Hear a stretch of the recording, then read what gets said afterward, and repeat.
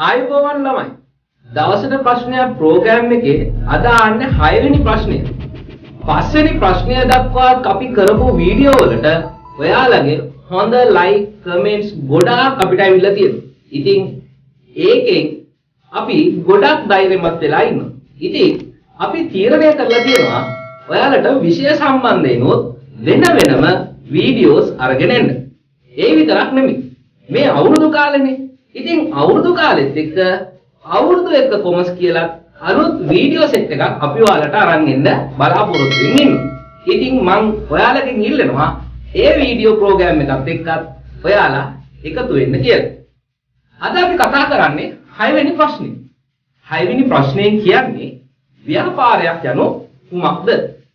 දැන් බලන්න ඔයාට ජීවත් වෙන්න ඔයාට මොනවද ඕනි කරන්න කියලා.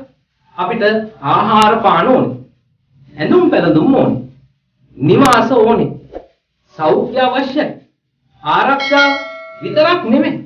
ඔයාට විවේකය, විනෝදාස්වාදය වගේ දේවලුත් ඕනි. ඉතින් අපි ඒව කොහොමද සපුරාගන්නේ?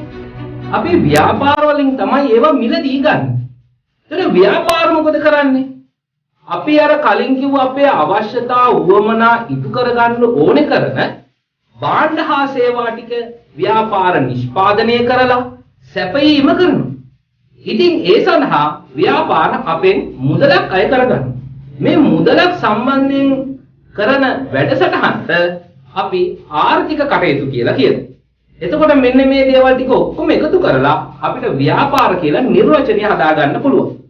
එහෙනම් ඔන්න 6 වෙනි ප්‍රශ්නයට උත්තරේ මිනිසුන්ගේ අවශ්‍යතා සහ වුවමනා සපුරා ගැනීම සඳහා භාවිතා කරන භාණ්ඩ හා සේවා නිෂ්පාදනය හා සැපයීම සම්බන්ධ ආර්ථික කටයුතු ව්‍යාපාර කියලා අපි හඳුන්වනවා.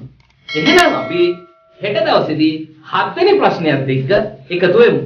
අපි ඒ රැල්ලේ කොමස් කැරල්ල. ව්‍යාපාර හා ගිණුම් කරන අධ්‍යයනය 10 සහ 11 ශ්‍රේණි දරුවන් සඳහා ඔන්ලයින් පන්ති සඳහා දැන් සිසුන් බඳවා ගැනේ. විස්තර සඳහා ඩිස්ක්‍රිප්ෂන් හි ඇති පහත දුරකථන අංකයට WhatsApp පණිවිඩයක් එවන්න. OP Education ඉගෙන ගන්න හොඳම තැන.